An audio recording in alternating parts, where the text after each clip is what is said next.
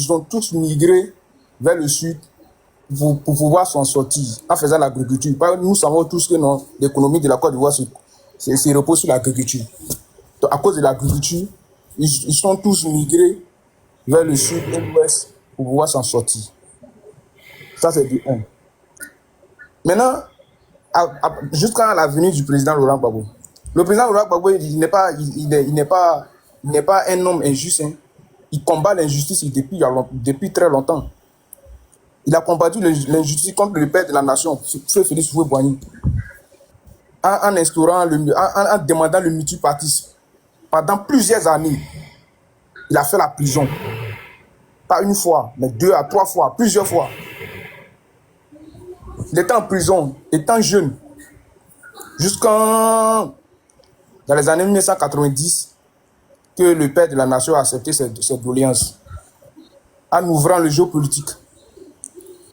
Donc, quand il y a tant, les gens disent que non, c'est le président Laurent Gbagbo qui a envoyé la guerre, tout ça là, qui est xénophobe. C'est archi faux. C'est archi faux. Même face au président Félix Houphouët-Boigny, le président Laurent Gbagbo n'a jamais pris les armes. Il a été toujours pacifique. Il a fait la prison. Il est sorti. Il a encore fait la prison jusqu'à ce que sa lutte aboutisse. Donc, il a été patient depuis les années 1980. Il a été toujours dans l'opposition jusqu'à plus de 20 ans, jusqu'à son accession en 2000 au pouvoir. Donc, dans la vie, là, c'est la patience. Quand les gens disent que non, c'est un xénophobe, c'est un comme ça, il fait pour écarter. En 95, il y a eu élection. Le président Ado était écarté. Mais comme il est toujours contre l'injustice, malgré qu'il était écarté, le président Laurent Gbagbo était mécontent de ça. Lui aussi, il allait se solidariser avec le président Ado en disant que non, moi, je ne fais pas aussi aux élections. Il n'est pas parti aux élections. Puisqu'il ne pouvait rien décider, il n'était pas au pouvoir, il n'est pas allé aux élections. Il est resté dans l'opposition avec le président Ado, ils ne sont pas allés aux élections. Avec l'avènement du coup d'État en 99. Lui, il ne pouvait toujours rien décider. Quand il est arrivé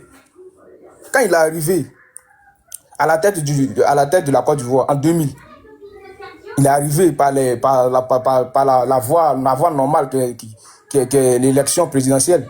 Il est arrivé de manière démocratique. Après 2 ans à son association à la tête de la Côte d'Ivoire, rébellion, coup d'État en même temps en 2002. Qu'est-ce qu'il a fait?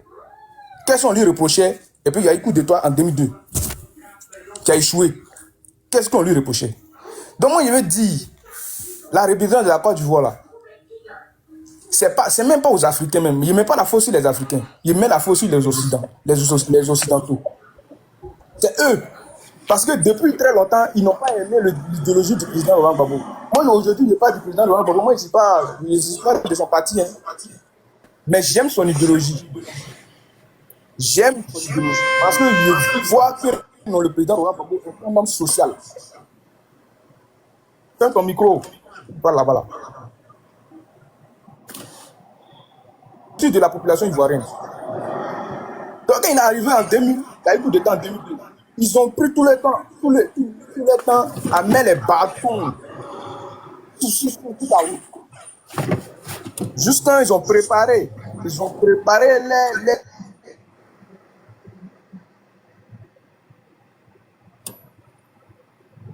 pour le mettre président de la République. Depuis 2000, ils ont commencé à préparer. Ils ont vu que tu as un mauvais réseau. Je ne sais pas comment. Pense à chuter. Il faut que les autres s'expriment. Et il y a beaucoup qui attendent. Pense à chuter. Ok. Donc, quand il y a tant les gens disent que non, c'est le président. Le président Laurent Gbagbo étant au pouvoir de 2000 à 2010, c'est lui-même qui a permis à ce que le président Ado rentre à Côte d'Ivoire pour qu'il puisse participer aux élections. C'est lui qui a permis ça. Sinon, la loi ne lui autorisait pas.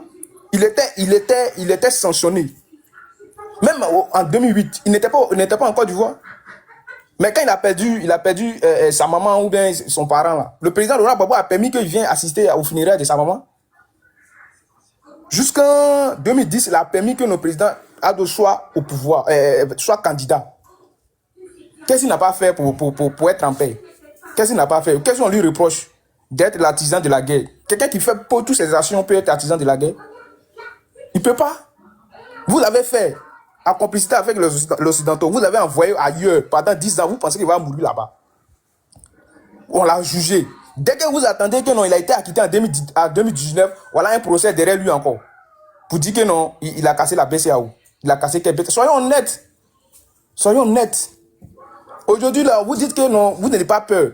Le parti au pouvoir, ils disent qu'ils n'ont pas peur. Nous, on n'a pas dit que non, le président Laurent Gbagbo, dès qu'on le met sur la liste électorale, il serait en même temps élu président. Non. Ils vont tous aller compétir. Lui qui a gagné, il a gagné. Ils n'ont qu'à ouvrir le jeu politique. Lui qui a gagné, il a gagné. Mais chacun est sur ses gardes pour dire que non, mais pas lui là, mais pas lui là, mais pas lui là.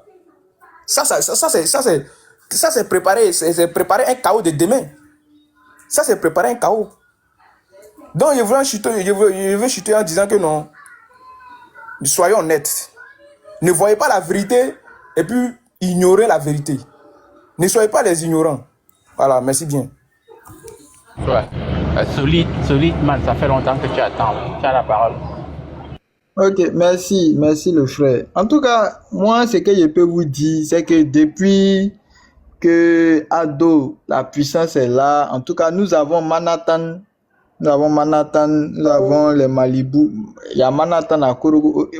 Korogo a évolué. Il suffit juste de parcourir les ruelles de Korogo. Vous allez voir le quartier 13, par exemple, a évolué. Vous arrivez à Séguéla, on a des magnifiques ponts. On a des ronds-points extraordinaires. On se croirait même à Las Vegas. Vous voyez, donc aujourd'hui, il faut que l'opposition apprenne à respecter leurs paroles et puis ils n'ont qu'à s'inscrire dans la ligne de la République, quoi. Voilà, le ministre Bakongo a dit que quand on est opposant, on ne laisse pas celui qui est au pouvoir diriger tranquillement, on lui crée des problèmes, voilà. S'ils ne sont pas capables de le faire, bon, ils n'ont qu'à se calmer et puis laisser le gouvernement travailler, parce que l'État travaille pour le peuple, hein. Voilà, la plupart, ils sont à l'extérieur et vivent la vie de louga. Voilà, nous qui sommes au pays ici, nous, on voit le développement. On a beaucoup de ponts. Actuellement, là, on prend les selfies. Vous n'avez pas vu même à la Cannes. On a pris un pont qu'on a pris pour faire même, c'était l'effigie même de la Cannes. Une belle cérémonie. Les gens ont assisté et autres. Donc, ce n'est pas qu'à Abidjan, hein. Actuellement, même vous allez au Djéné. Au Djéné a changé. Au Djéné a changé de visage. Il y a des voies partout. Les travaux sont en train de partir dans tous les sens, hein. Au niveau, il y a une université, il y a une pierre qui a été posée, les travaux ont avancé, on a presque terminé, hein. Il y a un nouveau camp militaire, tout ça pour assurer la sécurité au niveau du nord-ouest de la Côte d'Ivoire. Vous voyez, donc les choses changent, les lignes bougent et il faut que les gens s'inscrivent dans la règle républicaine, qu'ils arrêtent d'invectiver inutilement, voilà. Ils n'ont qu'à chercher des plans B. Voilà, parce qu'actuellement, on veut pas torpiller ce développement-là. On a été longtemps exclus, longtemps. Aujourd'hui, Dieu merci, il y a le rattrapage. Ça fait que nous autres, là, on commence à avoir accès à des endroits de l'administration qui nous étaient hostiles, qui nous étaient fermés. Voilà, on a des marchés. Voilà, on obtient les marchés maintenant, on travaille tranquillement, on est épanoui. Quand vous allez même de l'autre côté, au niveau de Bondoukou, il y a beaucoup d'évolution là-bas. Il y a du bitume qui est placé partout. Hein? Aujourd'hui, on appelle même Korogo, on appelle Korogo Petit Paris. Aujourd'hui, on a des ruelles partout. Bientôt, vous allez voir même des péages dans des routes transnationales même. Hein? Voilà, et puis on est hospitalier. On est hospitalier, il faudrait qu'on le reste. On est hospitalier, on est souverain.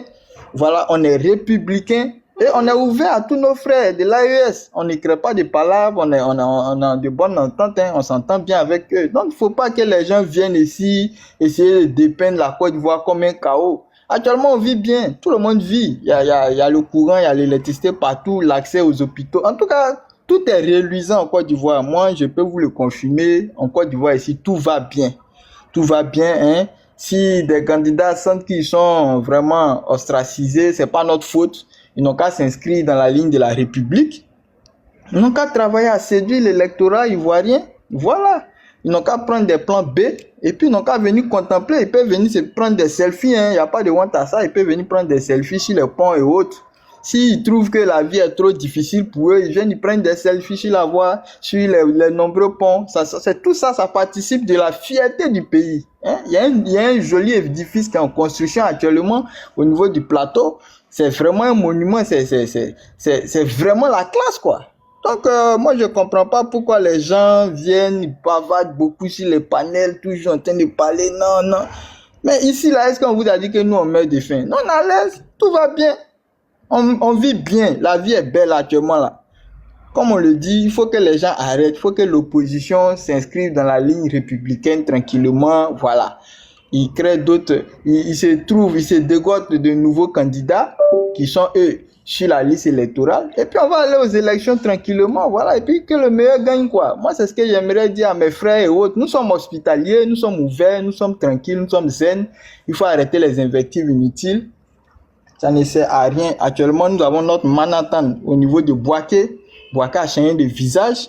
Quand tu vas de l'autre côté, au niveau de, comment on appelle ça, de Touba et autres, il y a eu la voie Touba Waninou, hein, une belle voie qui a été construite là-bas. Voilà, et tout ça, c'est le chef-d'œuvre de la présidence du gouvernement. Et il faut comprendre, il faut saluer tout ça. Il ne faut pas décrier pour décrier. Tout va bien au pays. En fait, tout va bien. Et il faut toujours qu'on ait l'aval, hein, il faut qu'on ait l'aval des instances comme nos partenaires historiques, comme la France et autres. Une fois que la France valide nos élections, c'est bon, hein? Voilà, vous avez vu le discours du président en 2020 à la suite de son investiture par le Conseil constitutionnel. C'est les remerciements à l'endroit de qui vous savez. Voilà, les institutions, nous sommes dans un pays globalisé. Faudrait pas occulter le fait que nous sommes liés historiquement à la France et ce sont nos partenaires. C'est eux-mêmes qui assurent le rôle de porte-plume au niveau de l'ONU parce que nous, on n'a pas le droit de veto là-bas. Donc, il faut comprendre ça. On doit bien s'entendre avec eux. Ce sont nos parents. Ils ont tous été bienveillants envers nous. Voilà. Et donc, c'est pour cela qu'aujourd'hui, nous avons ce développement réluisant là. Nous avons un PIB à 2 chiffres. Et ce n'est pas tous les pays qui arrivent à avoir un PIB à 2 chiffres actuellement. Voilà, donc quand on fait le ratio du revenu du PIB par habitant, on est autour de $3,000. Et ce n'est pas rien, hein? C'est beaucoup. Voilà, donc moi je ne comprends pas pourquoi les gens se plaignent partout, les gens pleurent, les gens crient. Quand il y a des péages, c'est bon, ça montre, ça démontre la vitalité de l'économie, la vitalité même économique du pays. Donc voilà un peu ce que je pourrais dire, hein. Il faut que les gens comprennent que le pays avance, on se développe. Actuellement, l'Ivoirien qui mangeait un seul repas, qui faisait mort subite dans les environs des années 2010, au moins 3 fois. Et souvent même nous avons, comme on appelle ça, un 4e repas à 16 heures. Donc voilà un peu ce que je pouvais dire, hein. Le pays va bien, hein, tout va bien actuellement, tout va bien. Voilà, celui qui est trop fâché saute et puis cale en l'air, c'est tout ce que je peux dire. Ah, merci. M. Koura, tu as la parole. Bon, je vais devoir donner 6 minutes chacun maintenant hein, parce qu'il y a trop de demandes. Donc, Koura, tu as la parole. Oui, merci beaucoup. Je suis vraiment... Je sais pas à quel... on est où, en fait. Parce que quand j'entends mon frère qui vient de finir de parler, c'est-à-dire qu'on n'a même pas besoin de te demander des motions parce que tu as fait que dire des inerties, en fait, quoi. Le développement d'un pays ne lié pas du pont de goudron. Ne lié pas parce que le pays est joli. Non, une seconde, s'il te plaît. Solide Manu, il ironise. Il faut continuer par Il veut préciser que c'est de l'ironie qu'il a fait, en fait. Oui, c'est ça, c'est ça. C'est de l'ironie qu'il a fait. Voilà, j'ai compris. Parce que moi, je ne peux pas comprendre aujourd'hui qu'avec tout ce que la Côte d'Ivoire a comme des bénéfices, a comme des ressources, comme des pétroles, de l'or, des gaz, des cacao, des noix cajou et tout ça, du bois et tout ça. Et le président continue à vous endetter jusqu'à 40 000 milliards, alors que lui, il a dit que 6 000 milliards, que ça donne des vertiges. Tout ce qu'il a critiqué aux autres. Mais lui, il a fait pire que ça aujourd'hui.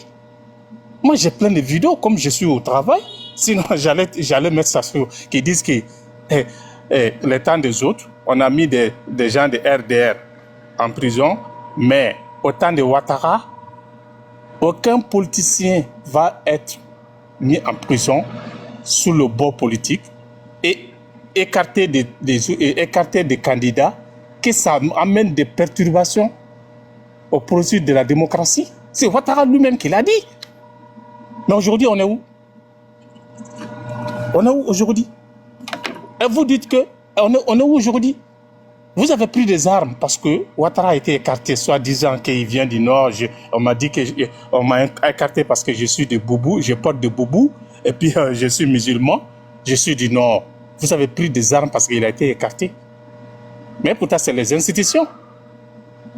Les institutions aujourd'hui que vous faites les filiations par rapport au niveau des constitutions et tout ça, et la justice, mais c'est la même chose qui a écarté Ouattara. Mais vous avez pris, pourquoi vous n'avez pas donné quelqu'un d'autre? Pourquoi vous n'avez pas respecté? On a vu aux élections, c'est la Cour a donné des résultats que Laurent Gbagbo a gagné. Vous avez dit que c'est faux, qu'il n'a pas gagné. Laurent Gbagbo a dit qu'on fait des décomptes. Ouattara dit que jamais. Et qu'est-ce qu'on va encore? On va encore et vous avez amené le président des cours